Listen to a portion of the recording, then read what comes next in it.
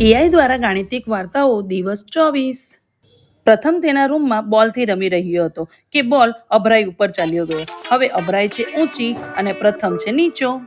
તેવામાં તેની નજર પથારી ઉપર પડેલ ચાદર ઉપર પડી। શું આ ચાદરની મદદથી બોલ સુધી પહોંચી શકાશે?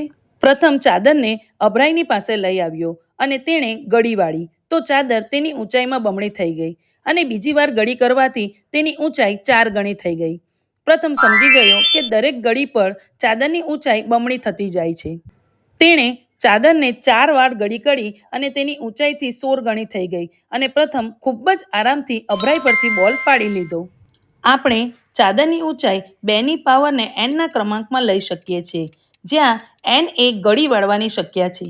આને ઘાતાંકીય વૃદ્ધિ કહે છે। આમાં નાની શરૂઆત હોવા છતાં પછીથી ખૂબ જ ઝડપથી વૃદ્ધિ થાય છે। આનું એક બીજું ખૂબ જ કમાલનું ઉદાહરણ છે કે જો તમે 0.1 મિલીમીટરનું પેપર લઈ તેને 42 વખત ગળી કરો તો તેની ઊંચાઈ ધરતીથી ચંદ્રની ઊંચાઈ કરતાં પણ વધી જ જશે અને જો 103 વખત ગળી કરો તો તે બ્રહ્માંડ જે કોઈ દિવસ જોઈ નથી શકવાના ત્યાં સુધી પણ પહોંચી જાય છે।